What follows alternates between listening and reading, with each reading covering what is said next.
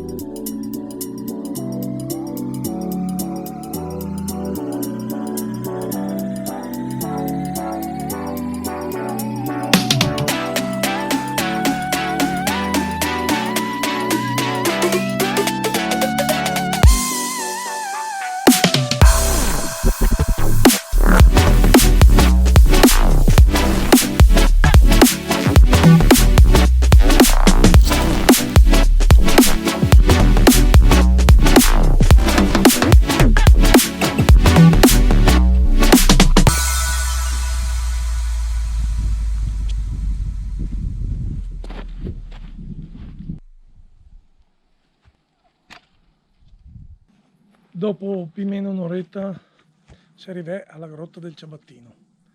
Adesso, siccome dentro adesso che freddo a sé, mi cambio e mi asciugo un attimo perché sennò la schiena. C'è un sacco di leggende sulla Grotta del Ciabattino e sul perché la si chiama così.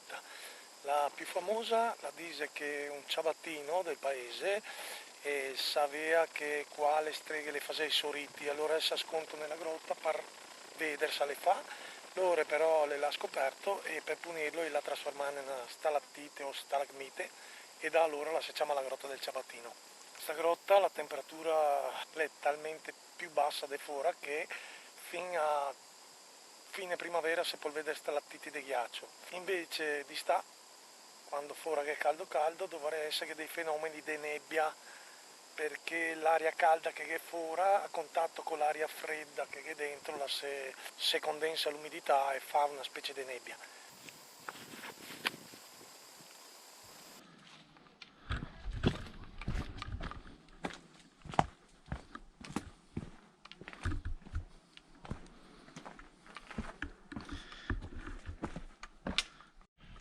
Allora, siamo solo all'entrata, ma devo dire che già che è un par di gradi in manco. Si sente un fresco incredibile venire fuori dalla grotta.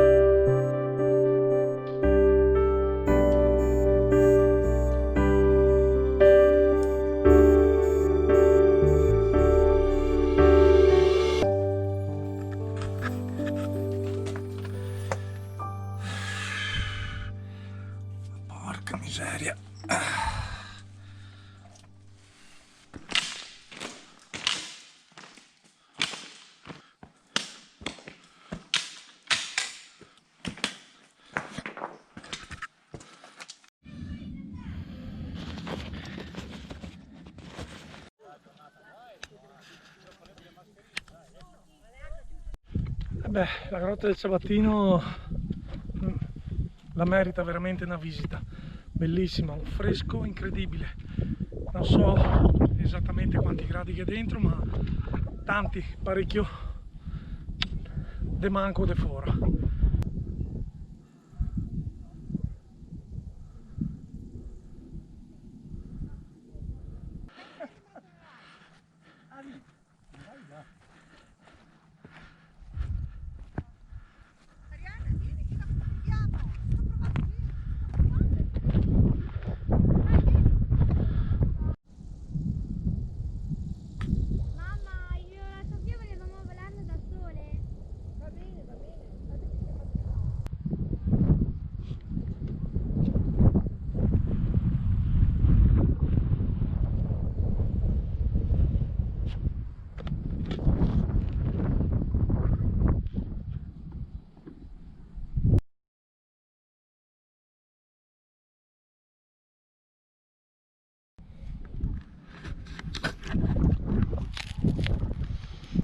La cima del Corno d'Aquilio, bellissimo punto panoramico dove si vede tutta la Val d'Adese, il Baldo e la Lessigna, il Carega, Corno Muzzo, San Giorgio, la Val Pantena, Monte Pastel.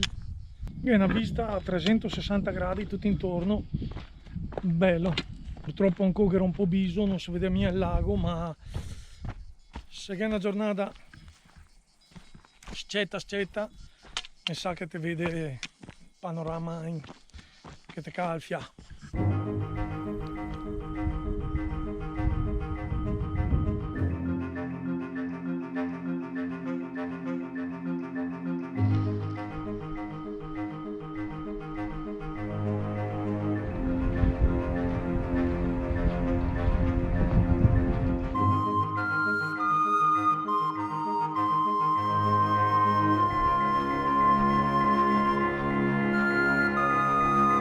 Ho conosciuto una signora simpaticissima che veniva su da un sentiero che se mi fa al contrario dovrei portarmi la macchina. Ho detto che è molto in discesa, speriamo bene Paese Noci, però così cambio panorama.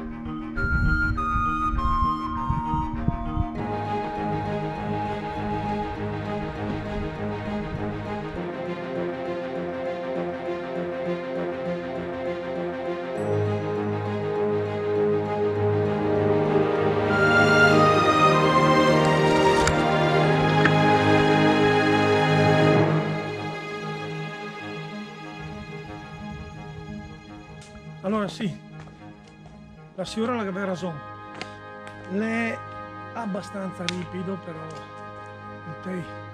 siamo a strapiombo sulla Val d'Adige.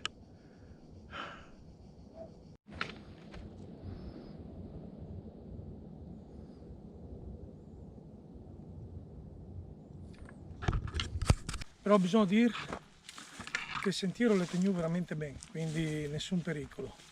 Comunque ho desgrisoloni e genoci prima che io voi.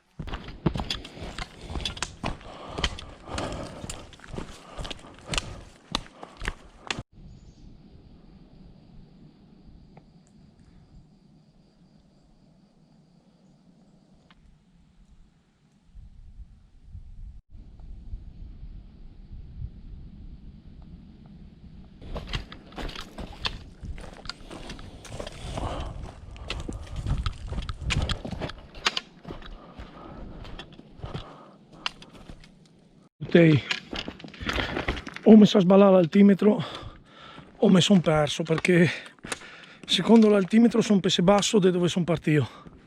Mi sinceramente cartei con altri sentieri, non io mia catè. Seguivo il sentiero che era e ho come l'impressione di essere di una zona Val d'Adige.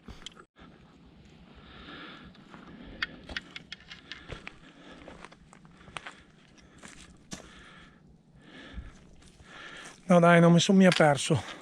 Per un attimo ho pensato di essermi perso o che mi fosse ma allora l'altimetro, perché mi segnava più basso di dove sono partito. Per fortuna ho cattato dei signori olandesi, anche abbastanza vestiti alle feste, per cui io ho visto che è una bella salita da fare con due butelletti.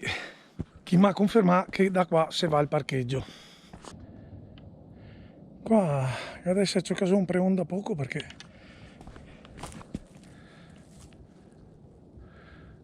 che tutti gli alberi sbreghe su e abbastanza freschi anche.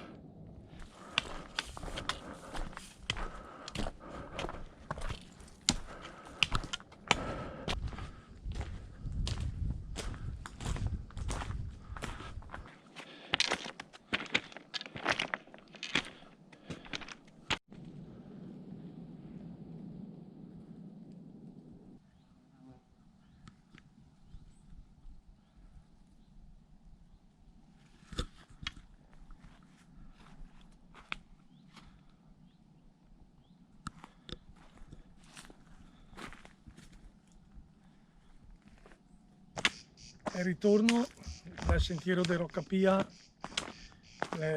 molto più tecnico e difficiletto. E anche da dire che i mesi noci ha superato tanto i 600 mesi, per cui in discesa sento parecchio. In questo posto qua che è uno sporchesso di farfalle marroni, bellissime, ma tante.